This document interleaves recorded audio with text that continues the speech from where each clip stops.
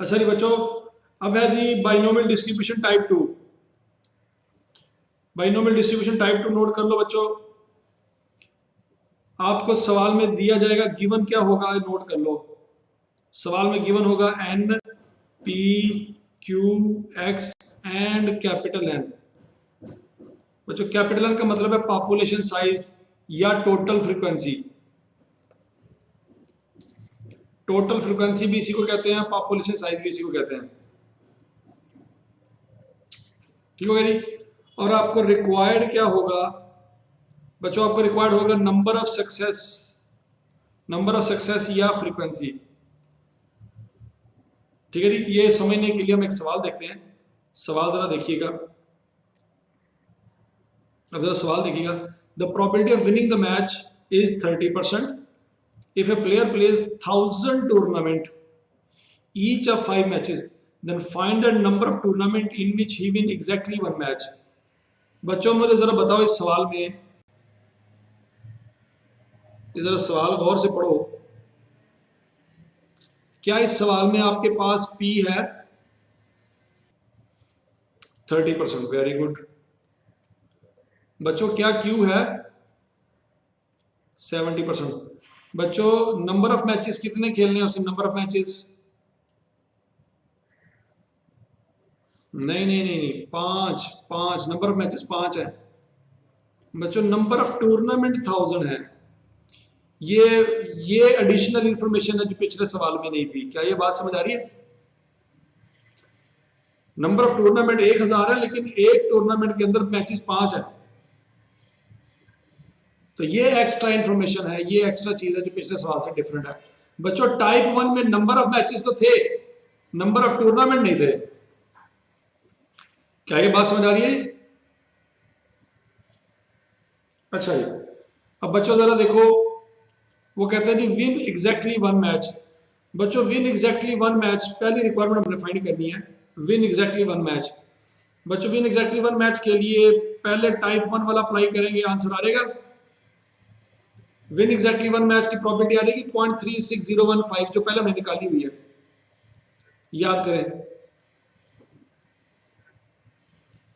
वही फार्मूला लगाएंगे। प्रोबेबिलिटी का n c x multiply by p की power x multiply by q की पावर एन माइनस एक्स 0.36015। ये प्रोबेबिलिटी हमने पहले भी फाइंड की हुई है। बच्चों ये प्रोबेबिलिटी है एक टूर्नामेंट में एक मैच जीतने की। ये प्रोबेबिलिटी है एक टूर्नामेंट में एक मैच जीतने की। क्या ये बात समझ आ रही है? बोलो बोलो बोलो। अच्छा, अब बच्चों अगर 1000 टूर्नामेंट खेलने हो, 1000 टूर्नामेंट खेलने हो, तो बच्चों अगला काम ये करना है कि आपने प्रोबेबिलिटी को 1000 से मल्टीप्लाई कर देना है। आपने जो प्रोबेबिलिटी निकाली है उसको 1000 से मल्टीप्लाई कर देंगे, तो बच्चों 360 टूर्नामेंट ऐसे होंगे। 1000 में से 360 टूर्नामेंट ऐसे होंगे जिसमें आप एक मैच जीत जाएंगे। क्या ये बात समझ आ रही है? बच्चों सादा अल्फाज में आपने प्रोबेबिलिटी निकालनी है टाइप 1 में जैसे प्रोबेबिलिटी निकालते थे, वो निकाल के जस्ट आपने क्या करना है, कैपिटल एन से मल्टीप्लाई कर देना बस। अच्छा, अब बच्चों इसकी लॉजिक याद रखनी है। कुछ बच्चों को समझ नहीं आई होगी, उसकी लॉजिक याद रखनी है। बच्चों फर्ज करो एक टूर्नामेंट में एक मैच जीतने की प्रोबेबिलिटी है 50%। सुनो सुनो बच्चों, एक टूर्नामेंट में एक मैच जीतने की प्रोबेबिलिटी है 50%। तो बच्चों 1000 टूर्नामेंट में एक मैच जीतने की प्रोबेबिलिटी क्या होगी? 500। प्रोबेबिलिटी का मुराद यहां पे कितने? 1000 टूर्नामेंट में से एक मैच जीतने वाले टूर्नामेंट कितने होंगे? 500। क्या ये बात समझ आती है? ठीक है जी बच्चों, एक टूर्नामेंट की प्रोबेबिलिटी है 50%, तो 1000 टूर्नामेंट में से कितने टूर्नामेंट है जो आप जीत जाएंगे? 50-50, तो 500 बनता है। अच्छा बच्चों, अब आपने चैप्टर नंबर 11 पढ़ा हुआ है, आपको याद होगा। चैप्टर नंबर 12 भी पढ़ा हुआ है, उसमें भी याद होगा। क्या आपको याद है फार्मूला आपने पढ़ा था? Relative frequency is equal to frequency divided by total frequency. याद करो, शाबाश। Relative frequency is equal to frequency divided by total frequency. याद आ रहा है कुछ कुछ बच्चों? अगर याद करो तमाम रिलेटिव फ्रिक्वेंसी को जमा करते थे तो आंसर 1 आता था। याद आ रहा है? तमाम रिलेटिव फ्रिक्वेंसीज को जमा करते थे, आंसर 1 आता था। बच्चों इसी तरह से तमाम प्रोबेबिलिटी को जमा करते हैं तो आंसर 1 आता है। ऐसे ही है। तो बच्चों इसका मतलब ये हुआ कि probability is basically equal to relative frequency. Probability को ही रिलेटिव फ्रिक्वेंसी कहते हैं या रिलेटिव फ्रिक्वेंसी को ही प्रोबेबिलिटी कहते हैं। क्या ये बात समझ आ रही है? अच्छा जी बच्चों, अब जरा सुनो। आपने जो प्रोबेबिलिटी निकाली है 0.36015, 0.36015, क्या हम उसको रिलेटिव फ्रिक्वेंसी की जगह लिख सकते हैं? अच्छा, और बच्चों टोटल फ्रिक्वेंसी दी गई है 1000, टोटल फ्रिक्वेंसी दी गई है 1000, तो बच्चों फ्रीक्वेंसी निकाल सकते हैं? बता दो, शाबाश शाबाश शाबाश। तो बच्चों फ्रीक्वेंसी कैसे निकलेगी? 0.36015 को 1000 से मल्टीप्लाई कर देंगे। बच्चों बाइनोमियल की टाइप 2 समझ आ गई? 100% बता दो शाबाश। अच्छा जी बच्चों, आगे है जी बाइनोमियल की टाइप 3, बाइनोमियल डिस्ट्रीब्यूशन टाइप 3। बच्चों ये नोट कर लो शाबाश। बाइनोमियल डिस्ट्रीब्यूशन टाइप 3 ये है कि आपको सवाल में मीन गिवन होगा, आपको क्वेश्चन में मीन गिवन होगा और वेरिएंस गिवन होगी बच्चों, और आपसे कहा जाएगा पैरामीटर फाइंड करो। पैरामीटर का मतलब होता है एन एंड पी। याद आ रहा है? प्रॉपर्टीज में पढ़ा था कि बाइनोमियल डिस्ट्रीब्यूशन के 2 पैरामीटर होते हैं, एन एंड पी। तो बच्चों आपको सवाल में मीन दिया जाएगा, वेरिएंस दी जाएगी और कहा जाएगा पैरामीटर फाइंड करो एन एंड पी, और दूसरा कहा जाएगा प्रोबेबिलिटी फाइंड करो, प्रोबेबिलिटी ऑफ एक्स। तो बच्चों ये सवाल जरा गौर से देखना कैसे आएगा। बच्चों ये सवाल देखो, वो कहता है जी the mean and variance of a binomial distribution are 1.5 and 1.05 respectively, find n and p. बच्चों ये 1.5 क्या चीज है? मीन है। ये 1.5 मीन है और 1.05 वेरिएंस है। बच्चों याद करो बाइनोमियल की प्रॉपर्टीज में पढ़ा था, मीन का फार्मूला याद करो शाबाश। बाइनोमियल की प्रॉपर्टीज में मीन का फार्मूला क्या पढ़ा था? N cross P. Very good Sehar, N cross P formula पढ़ा था उस्मान मुस्तफा, वेरी गुड शाबाश। बच्चों वेरिएंस का फार्मूला क्या पढ़ा था? वेरिएंस का फार्मूला एन पी क्यू पढ़ा था बच्चों। क्या ये बात समझ आ रही है? ओके, तो बच्चों याद करो मीन का फार्मूला पढ़ा था एन क्रॉस पी, वो है 1.5, और वेरिएंस का फार्मूला एन पी क्यू, वो है 1.05। बच्चों क्या इन दोनों इक्वेशन को यूज करके मैं क्यू निकाल सकता हूं? क्यू सोचो जरा, ट्राई करो बच्चों, ट्राई करो क्यू निकालो। आप अपनी ट्राई करो शाबाश। मुझे बताओ क्यू की वैल्यू क्या आएगी? वेरी गुड शाबाश। क्यू आ जाएगा 0.7। सोचो जरा, variance divided by mean, variance N P Q, नीचे आ जाएगा एन पी 1.05 डिवाइडेड बाय 1.5, तो बच्चों क्यू आ जाएगा 0.7। क्या ये बात समझ आती है? अच्छा बच्चों जब क्यू आ जाएगा तो क्या पी फाइंड कर सकते हैं? सोचो, अगर क्यू आ गया तो क्या पी फाइंड हो जाएगा? वेरी गुड बच्चों, क्यू आ जाएगा फिर 1 माइनस पी आ जाएगा 1 माइनस क्यू करके 0.3। अच्छा बच्चों अब आपके पास पी आ गया 0.3। अच्छा सोच समय के जवाब देना, क्या अब हम एन फाइंड कर सकते हैं? पी आ गया 0.3, क्या अब हम एन फाइंड कर सकते हैं? N, very good.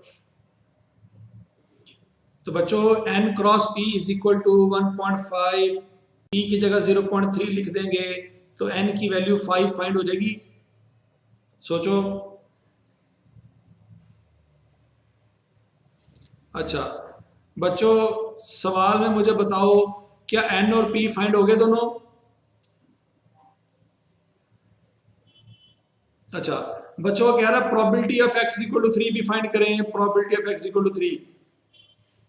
तो बच्चों probability of x equal to 3 का फार्मूला लग जाएगा 5c3 इंटू 0.3 की पावर 3 इंटू 0.7 की पावर 5 माइनस 3। चेक कर लो, शाबाश।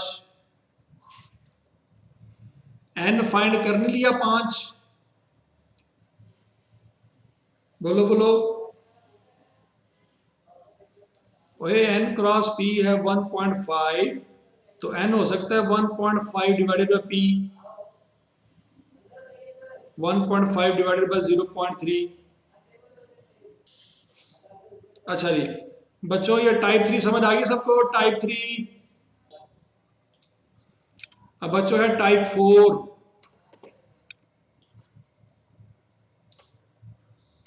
टाइप 4 बच्चों, टाइप 4 जरा गौर से देख लो।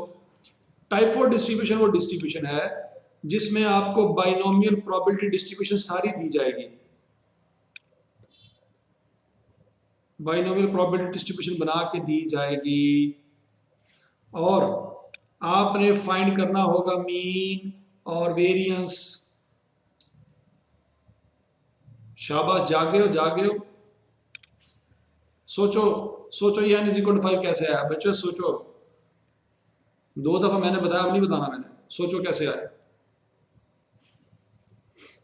अच्छा जी बच्चों, सवाल में आपको दिया जाएगा बाइनोमियल बाइनोमियल डिस्ट्रीब्यूशन और आपने फाइंड करना है मीन और वेरिएंस। ये जरा देखो बच्चों, आपको सवाल में दिया जाएगा बाइनोमियल डिस्ट्रीब्यूशन के 2 कॉलम। बच्चों सवाल में सिर्फ आपको ये 2 कॉलम दिए जाएंगे। क्या ये बात समझ आ रही है? बच्चों आपने करना क्या है, प्रोबेबिलिटी को x से मल्टीप्लाई करके x into probability of x का कॉलम बनाना है। ये वाला प्रोबेबिलिटी को x से मल्टीप्लाई करके आपने x into probability of x का कॉलम बनाना है, बना लोगे। फिर बच्चों उन सारी वैल्यूज को जमा करना है, उन सारी वैल्यूज को जमा करना है तो मीन आ जाएगा 1.5। ऑनलाइन पेपर में कैलकुलेटर यूज करेंगे। बच्चों ये सारी बातें समझ आ रही हैं आपको? मीन निकालने का तरीका समझ आ रहा है? अच्छा बच्चों, अब जरा याद करो, आपके पास ICAP की बुक है? बच्चों ये ICAP की बुक में सवाल है 16.27, नजर आ रहा है आपको? 16.27 ये ICAP की बुक का सवाल मैंने उठाया है। ये देखो वो क्या फाइंड करने को कह रहा है, mean of the distribution find करने को कह रहा है। बच्चों ये वैल्यू दी गई है x की और ये दी गई है प्रोबेबिलिटीज। क्या करेंगे कि मीन आ जाएगा? बताओ बताओ, शाबाश। मल्टीप्लाई कर दो, शाबाश। क्या आंसर आता है? 0.61 आंसर आता है। बता दो, शाबाश शाबाश शाबाश। तो बच्चों ये तरीका समझ आ गया आपको? अगर आपको प्रोबेबिलिटी दी जाए और x की वैल्यू दी जाए, उन दोनों को मल्टीप्लाई करके जमा करेंगे तो मीन आ जाएगा। अच्छा बच्चों, अब जरा गौर से देखो, गौर से देखो, ये वैल्यूज कहीं आपने देखी हुई है। ये इन वैल्यूज को जरा गौर से याद करो, ये कहीं आपने खुद निकाली हुई है। याद करो, शाबाश। कहाँ निकाली हुई है? याद करो याद करो। ये कुछ कुछ याद आ रहा है आपको? ये वाली वैल्यूज, इन सब का आंसर 1 आता है। याद है? तो बच्चों इस सवाल में n 5 था, p 0.3 था, q 0.7 था। याद आ रहा है कुछ कुछ? याद करो, शाबाश शाबाश। ये जरा देख लो,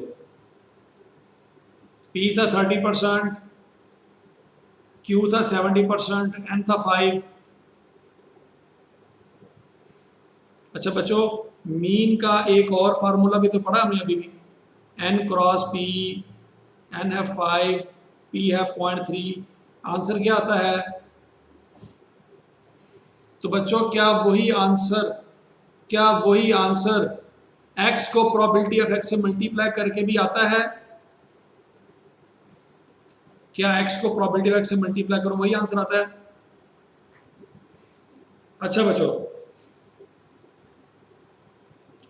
बच्चों अगर हमें उल्टा सवाल आ जाए कि p, q और n फाइंड करें, सवाल उल्टा आ जाता है हमें कि n फाइंड करें, p फाइंड करें, q फाइंड करें, तो बच्चों याद करो जो सबसे बड़ी होती है x की वैल्यू वो ही बेसिकली n की वैल्यू होती है, याद करो। तो बच्चों हमारे पास n आ गया 5, अगर हमारे पास n 5 आ जाए और मीन हमारे पास मौजूद है, n है 5, मीन है 1.5, तो क्या p निकाला जा सकता है? अच्छा बच्चों अगर p निकाला जा सकता है 0.3 आ जाएगा, तो फिर क्या q निकाला जा सकता है? ठीक है जी बच्चों, सारा कुछ निकाला जा सकता है, n पता चल जाए, q पता आ जाएगा, p पता आ जाएगा, सारा कुछ पता चल जाएगा। क्या ये बात समझ आ गई? अच्छा बच्चों तो हमारे पास मीन के दो फार्मूले आ गए, हमारे पास मीन फाइंड करने के दो फार्मूले हैं, एक है n क्रॉस p और दूसरा है summation x into probability of x। क्या ये बात समझ आती है? बच्चों इसको हम एक्सपेक्टेड वैल्यू भी कहते हैं, इसको हम एक्सपेक्टेड वैल्यू भी कहते हैं, और इसको हम ई एक्स से डिनोट करते हैं। मीन को एक्सपेक्टेड वैल्यू भी कहते हैं और उसको ई एक्स से शो करते हैं। क्या ये बात समझ आ गई? ओके जी, अब बच्चों आगे देखो, अब हमने अगला निकालना है वेरिएंस। अगला काम है वेरिएंस। वेरिएंस कैसे निकालनी है? वेरिएंस बच्चों, वेरिएंस का फार्मूला आपको याद है? किसी जमाने में आपने पढ़ा था, summation F X square over summation F minus summation F X over summation F whole square. याद करो बचपन की बातें बच्चों, याद करो, ये summation F X square over summation F minus, ये बेसिकली जो अंदर लिखा हुआ है ना, ये मीन है, ऐसे ही है। Summation F X over summation F mean है, मीन। सोचो सोचो, शाबाश बच्चों। मुझे बताओ ये जो स्क्वायर है क्या ये सिर्फ x का है या एफ एक्स का है? सिर्फ x का है, वेरी गुड बच्चों। यहां पे 100 में का जवाब देना। यहां पे अगर वेरिएंस निकालनी है तो मुझे x का स्क्वायर लेना चाहिए। बोलो बोलो बोलो, x का लूंगा पहले मैं स्क्वायर, फिर उसको मैं मल्टीप्लाई करूंगा px के साथ। क्या ये बात समझ आ रही है? फिर उसको मल्टीप्लाई करूंगा px के साथ, तो बच्चों मेरे पास आ जाएगा x स्क्वायर इंटू px। ये समझ आ रहा है? x square into px। बच्चों मैं सारी वैल्यूज को मल्टीप्लाई करूंगा तो मेरे पास आंसर आ जाएगा 3.3। हाँ जी, तो बच्चों मेरे पास आ गया summation x square into px 3.3। तो बच्चों 3.3 का मतलब ये है मेरे पास इसका आंसर आ गया 3.3। क्या ये बात समझ आ गई? बच्चों इसमें से मीन का स्क्वायर माइनस करना है। क्या हमने पहले मीन फाइंड किया हुआ है 1.5? सोचो सोचो सोचो। तो बच्चों क्या मैं 1.5 का स्क्वायर माइनस कर दूं तो वेरिएंस आ जाएगी? क्या वेरिएंस आती है? 1.05। तो बच्चों NPQ करें, NPQ करें, क्या तब भी वेरिएंस 1.05 आती है? ठीक हो गया बच्चों? ये मैच करता है आंसर? बता दो शाबाश। बच्चों ये कैलकुलेटर आपको नजर आ रहा है? बच्चों इसमें मॉड का बटन प्रेस करें, मॉड का बटन प्रेस करें, उसके बाद स्टैट का बटन प्रेस करें। क्या ये बात समझ आ रही है? अब जरा देखिएगा, मैं जाऊंगा स्टैट में जाऊंगा, वन वेरिएबल पे क्लिक करूंगा तो मेरे पास सिर्फ एक्स का कॉलम आ रहा है, जबकि मुझे साथ एक और कॉलम भी चाहिए। तो बच्चों उसके लिए मैं क्या करूंगा, शिफ्ट मॉड, नीचे जाऊंगा, यहां पे स्टैट नजर आ रहा है आपको, शिफ्ट मॉड स्टैट, बोलो बोलो बोलो, स्टैट में जाऊंगा और मैं अपनी फ्रीक्वेंसी को ऑन करूंगा। स्टैट में जाऊंगा और मैं अपनी फ्रीक्वेंसी को ऑन करूंगा। बच्चों होगी फ्रीक्वेंसी ऑन। अब जरा देखो गौर से, अब मैं दोबारा जाऊंगा मॉड में, स्टैट में वन पे जाऊंगा, दो कॉलम नजर आ रहे हैं आपको, दो कॉलम। अब बच्चों यहां पे मैं एक्स की वैल्यू पुट करूंगा 0 1 2 3 4 5। क्या ये बात समझ आ गई? अभी यहां पे मैं फ्रीक्वेंसी वाले कॉलम में लिखूंगा प्रोबेबिलिटी 0.16807। क्या ये बात समझ आ रही है?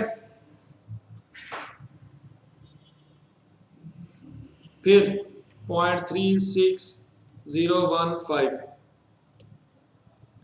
फिर 0.3087, फिर 0.1323, फिर 0.02835, फिर 0.00243। क्या बच्चों मैंने प्रोबेबिलिटी और एक्स की वैल्यू सारी पुट कर दी हैं? अब बच्चों देखो, गौर से देखना, मैंने इसी का बटन प्रेस किया, फिर शिफ्ट 1 4 और दूसरे नंबर पे है मीन। बच्चों मैं मीन लेके इक्वल प्रेस करता हूं तो आंसर क्या आता है? क्या मेरा मीन 1.5 आ गया? अब बच्चों मैंने निकालनी है वेरिएंस। वेरिएंस निकालने के लिए देखो, शिफ्ट 1 4, तीसरे नंबर पे लिखी हुई है स्टैंडर्ड एविएशन, लेकिन मुझे चाहिए वेरिएंस। मैं सिग्मा एक्स कर लूंगा स्केयर और इक्वल प्रेस करूंगा, आंसर क्या आता है? बच्चों वेरिएंस भी कैलकुलेटर से निकल आई। हम अपना कैलकुलेटर यूज करेंगे अजीम मियाँ। समझ आ गया जी? दोबारा सुन लें कैसे निकाला है जी। शिफ्ट 1 4 3, शिफ्ट 1 4 3, रट्टा लगा लो, दिमाग में बिठा लो, शिफ्ट 1 4 3 और उसका लेंगे स्केयर, इक्वल प्रेस करेंगे, आंसर आ जाएगा। Shift 1 4 3, shift 1 4 3। क्या ये बात समझ आ गई सबको? अच्छा जी बच्चों, ये क्वेश्चन नंबर 28 है, ये करें आप कैलकुलेटर पे, शाबाश। और वेरिएंस निकालनी है, वेरिएंस। क्वेश्चन नंबर 28 है, वेरिएंस निकालनी है आपने, वेरिएंस ऑफ डिस्ट्रीब्यूशन। शाबाश शाबाश, ट्राई करें, कैलकुलेटर से वेरिएंस निकालें। 0.4979 सबका आंसर आ गया बच्चों, बता दो शाबाश। अच्छा बच्चों जरा देखो, ये जो हमने काम किया ना बच्चों, एक्सपेक्टेड वैल्यू तो आपको समझ आ गया ना, ई एक्स को कहते हैं एक्सपेक्टेड वैल्यू, ई एक्स को कहते हैं एक्सपेक्टेड वैल्यू। अच्छा बच्चों, वेरिएंस में सुमेशन एफ एक्स स्क्वायर और सुमेशन एफ को हम ऐसे भी लिख सकते हैं, summation X square into probability of x. याद करो, सुमेशन एक्स स्क्वायर, ये जो लिखा हुआ है summation X square into probability of X minus summation X into probability of X whole square. क्या ये वेरिएंस का फार्मूला बन सकता है? बच्चों इसको हम कहते हैं ई इंटू एक्स स्क्वायर। ये जो ऊपर लिखा हुआ है ना summation X square into probability of x, इसको हम कहते हैं ई ब्रैकेट एक्स स्क्वायर। ये स्क्वायर ब्रैकेट के अंदर है, ये स्क्वायर ब्रैकेट के अंदर है, लेकिन यहाँ पे माइनस ई एक्स होल स्क्वायर यहाँ पे 2 ब्रैकेट के बाहर है। ये बेसिकली मीन है, मीन का स्क्वायर, मीन का स्क्वायर। क्या ये बात समझ आ रही है? अब बच्चों जरा देखो सवाल देखो, शाबाश, क्या सवाल पूछ लिया भाई ने। हाँ जी बच्चों, ये क्वेश्चन नंबर 16.26 क्वेश्चन देखना जरा, 16.26 क्वेश्चन नजर आ रहा है। वो फार्मूला पूछ रहा है कि ये फार्मूला किस चीज का है, ये वेरिएंस ऑफ डिस्ट्रीब्यूशन का है। ये बात याद रहेगी। फिर बच्चों अगला अगला सवाल देखें, अगला सवाल 16.24 देखें। ये बताएं इस सवाल का आंसर क्या है। Probability of x is equal small x summation x into probability of x, ये क्या चीज है? Summation x into probability of x किसको कहते हैं? मीन और एक्सपेक्टेड वैल्यू बी। क्या ये बात समझ आई है बच्चों? बाइनोमियल डिस्ट्रीब्यूशन की टाइप 1, टाइप 2, टाइप 3, टाइप 4 सारी क्लियर है। सी बच्चों इसलिए नहीं हो सकता कि ये सिर्फ और सिर्फ बाइनोमियल का नहीं, जितनी भी डिस्ट्रीब्यूशन होती है सबका मीन है। सी इसलिए नहीं हो सकता, यहां पे फिक्स है कि बाइनोमियल, बाइनोमियल के अलावा भी डिस्ट्रीब्यूशन का फार्मूला यही है। बात समझ आई है? अच्छा जी बच्चों, बच्चों आगे है जी Poisson distribution type 1, Poisson distribution type 1। बच्चों याद रखना टाइप 1 में आपको एन और पी गिवन होगा, एन एंड पी, और कहा जाएगा प्रोबेबिलिटी फाइंड करें। बच्चों पॉइसन डिस्ट्रीब्यूशन की प्रॉपर्टी आपने ये याद रखनी है कि नॉर्मली इसमें एन जो होता है वो 20 से अबव होता है, और प्रोबेबिलिटी जो होती है वो 0.05 से कम होती है। क्या ये बात याद रहेगी? एन जो होता है 20 से अबव होता है, और पी जो होता है वो प्रोबेबिलिटी जो होती है उसकी 5% से कम होती है। ठीक है जी, ये बात याद रखनी है आपने। अच्छा बच्चों आगे सवाल सुनो। सवाल ये है, आपको सवाल दिया गया है, the probability of recovery from cancer is 3% only. 3% probability है रिकवरी की।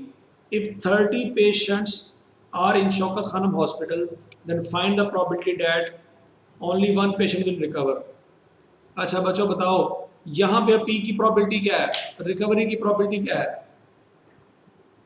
3%। और एन की वैल्यू क्या है? एन नंबर ऑफ पेशेंट कितने हैं? 30। तो बच्चों क्या यहाँ पे बाइनोमियल लग सकती है? यहाँ पे बच्चों ये 0.10 भी हो सकता है, कोई मसला नहीं है। थोड़ा बहुत किताबों में चेंज है, कुछ किताबों में कुछ लिखा हुआ है। 0.1 से नीचे होगा तो पॉइसन, और अगर P 0.1 से अबव हो और N 20 से बिलो हो तो बाइनोमियल। क्या ये बात समझ आती है आपको? बच्चों याद करो प्रॉपर्टीज ऑफ बाइनोमियल डिस्ट्रीब्यूशन पढ़ी थी हमने। प्रॉपर्टीज बाइनोमियल डिस्ट्रीब्यूशन की प्रॉपर्टीज याद है? याद करो कि भूल गए हो? उसमें लिखा था बच्चों ये, और बच्चों ये है प्रॉपर्टीज पॉइसन डिस्ट्रीब्यूशन की। ये प्रॉपर्टीज नजर आ रही है आपको? सबसे पहले कंडीशन देखते हैं कि पॉइसन डिस्ट्रीब्यूशन की कंडीशन क्या है। बच्चों पॉइसन डिस्ट्रीब्यूशन की कंडीशन ये है, इवेंट्स मस्ट अकर रैंडमली। इवेंट का आपस में कोई सीक्वेंस नहीं है, रैंडमली अकर होते हैं। बच्चों ट्रैफिक, क्या ट्रैफिक का कोई पैटर्न होता है? कोई पैटर्न नहीं होता। बच्चों लाइफ एंड डेथ का कोई पैटर्न होता है? कोई पैटर्न नहीं होता। हो सकता है कोई बंदा 90 साल तक जिंदा रह जाए और हो सकता है कोई 25 साल की उम्र में फौत हो जाए। ऐसा ही है, जरूरी नहीं है कि जो पहले आया है वो पहले जाएगा। ऐसा हो सकता है कि जो बाद में आया है वो पहले चला जाए। दादा अबू जिंदा है, मौजूद हैं, लेकिन पोता पैदा होकर फौत हो गया। क्या ऐसी स्टोरियां सुनी है जिंदगी में? तो बच्चों, ट्रैफिक का कोई पैटर्न नहीं होता, जिंदगी मौत का कोई पैटर्न नहीं होता, बीमारी का कोई पैटर्न नहीं होता। तो बच्चों, पॉइसन डिस्ट्रीब्यूशन की पहली कंडीशन ये है कि इवेंट मस्ट अक्कर रैंडमली, उनके दरमियान कोई पैटर्न नहीं होना चाहिए। क्या पहली बात समझ आ रही है? ओके। दूसरी बात, event must occur, must be independent of each other. बच्चों, ये बात हमने बाइनोमियल में भी पढ़ी थी, याद करो। बाइनोमियल में भी हमने पढ़ा था कि इंडिपेंडेंट होना चाहिए। पॉइसन में भी पढ़ रहे हैं कि इंडिपेंडेंट होना चाहिए इवेंट, याद है? Event must occur singly, one point at a time, एक टाइम पे एक ही काम हो, दो काम ना हो। क्या बात समझ आ रही है आपको? जैसे एयरपोर्ट है, एयरपोर्ट पे एक वक्त में एक ही जहाज लैंड कर सकता है। एक वक्त में एक ही जहाज लैंड करेगा, जब एक लैंड कर देगा फिर दूसरा उतरेगा। क्या ये बात समझ आ रही है? अच्छा, आगे बचो। Event must happen on average और at a constant rate. Event का एक कांस्टेंट रेट होना चाहिए। The rate is a function of the probability of an event occurring in relation to all possible outcomes in period of time, space are defined. ये बहुत important है, ये definition है, ये याद रखनी है आपने। अच्छा जी, पांचवा पॉइंट, पॉइसन अप्लाई होता है जब n 20 से अबव हो और p 0.05 से बिलो हो। आई कैप की बुक में लिखा हुआ है p 0.1 से बिलो हो, तो आई कैप की बुक फॉलो करें, आप इसको छोड़ दें। आई कैप की बुक में लिखा हुआ है p 0.1 से नीचे हो। क्या ये बात समझ आ रही है? अच्छा जी बच्चों, आगे देखो, properties of Poisson distribution. Poisson is a probability distribution of discrete variable. बच्चों, क्या बाइनोमियल भी डिस्क्रीट वेरिएबल के लिए होती थी? याद करो, याद करो, याद करो। तो पॉइसन भी डिस्क्रीट वेरिएबल के लिए होती है, बाइनोमियल भी डिस्क्रीट वेरिएबल के लिए होती है। ठीक है, ये सिमिलरिटी है। दूसरी property, Poisson is a probability distribution of rare events. ये बात हमने बाइनोमियल में नहीं पढ़ी थी, ये है रेयर इवेंट की property. For example, birth of blind babies. बच्चों, बर्थ ऑफ ब्लाइंड बेबीज, अंधे बच्चे पैदा होना, क्या ये नॉर्मल इवेंट है? नो।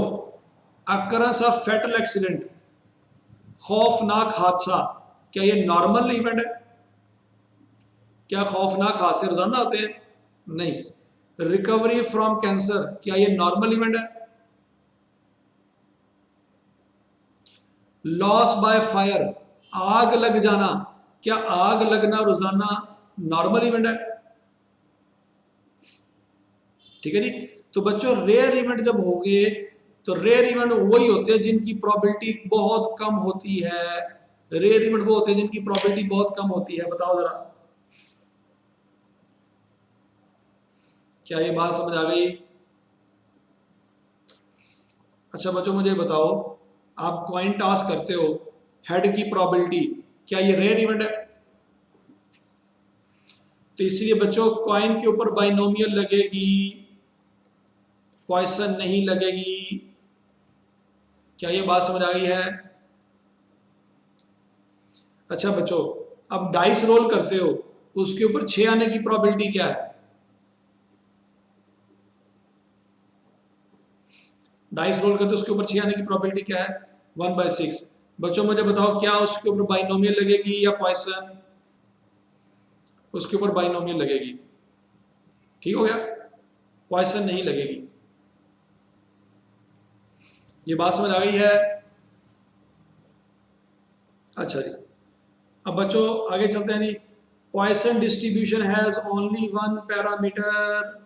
पॉइसन डिस्ट्रीब्यूशन का एक पैरामीटर होता है। अब आपसे सवाल पूछा जा सकता है कि कौन सी डिस्ट्रीब्यूशन में दो पैरामीटर होते हैं।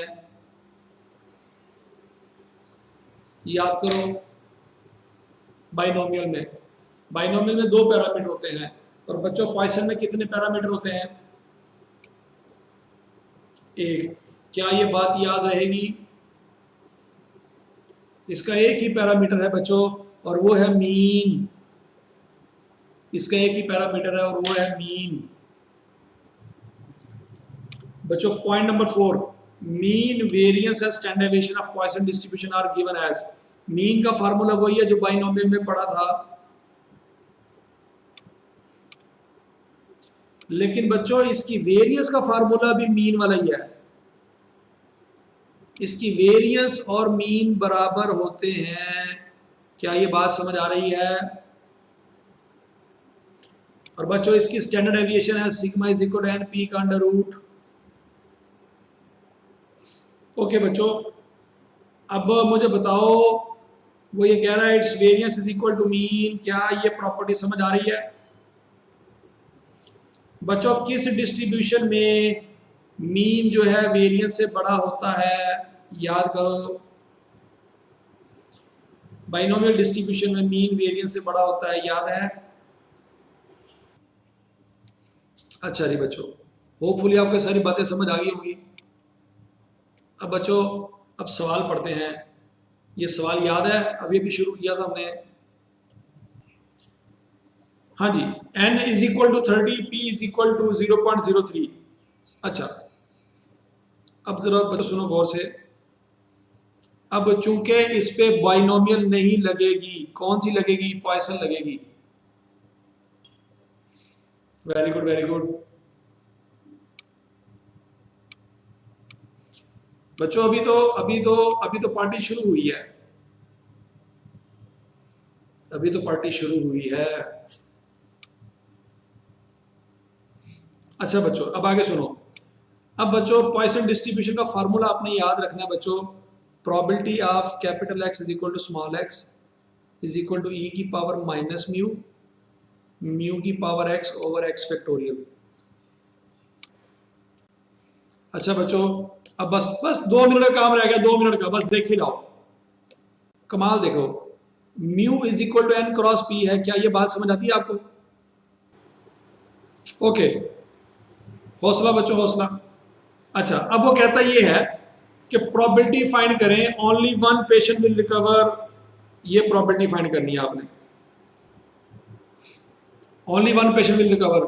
बच्चों क्या हम n क्रॉस p करके 30 को 3% से मल्टीप्लाई करके मीन निकाल सकते हैं? मीन 0.9 आ रहेगा। ओके, अब वो कहता है जी only one patient will recover. बच्चों याद रखो, only one patient will recover का मतलब ये है कि x की वैल्यू होगी 1, x की वैल्यू होगी 1। और बाज आ जाओ या प्रोबेबिलिटी पढ़ लो, आपस में लड़ना शुरू कर दिया तुम लोगों ने। अच्छा जी, e की पावर माइनस 0.9 इंटू 0.9 की पावर 1 और डिवाइडेड बाय 1 फैक्टोरियल। अच्छा जी बच्चों, क्या इसका आंसर निकाल सकते हैं बच्चों? बता दो, शाबाश शाबाश शाबाश। अब जरा देखो कैलकुलेटर से आंसर कैसे निकालना है। कैलकुलेटर नजर आ रहा है आपको? अब बच्चों जरा देखो, अब यहां पे हमने प्रेस करना है ये वाला बटन, ये वाला बटन। बच्चों ई आएगा अल्फा का बटन प्रेस करके, ये अल्फा का बटन प्रेस करना है। और ये आंसर के साथ लेफ्ट साइड पर रेड कलर का ई नजर आ रहा है आपको? पावर माइनस 0.9 मल्टीप्लाइड बाय 0.9 की पावर 1 ओवर 1 फैक्टोरियल। बच्चों ये सारा कुछ कैलकुलेटर पे लिखा जा सकता है। क्या ये बात समझ आ गई? तो आंसर आ जाएगा 0.3659, 0.3659। क्लियर है सबको? अच्छा बच्चों, 1 patient will recover, 2 patient will recover, no patient will recover, at least 1, at most 1, more than 1, less than 1। ये सारे सवाल कर लेंगे आप। ठीक है जी बच्चों, ये सवाल आपने कंप्लीट करना है। चलो आज मैं इतना ही पढ़ाता हूँ, आगे नहीं पढ़ाता, लेकिन ये सवाल आपने कंप्लीट करना है हर हाल में। कर लोगे? ओके जी बच्चों, अल्लाह हाफिज, अल्लाह हाफिज, अल्लाह हाफिज।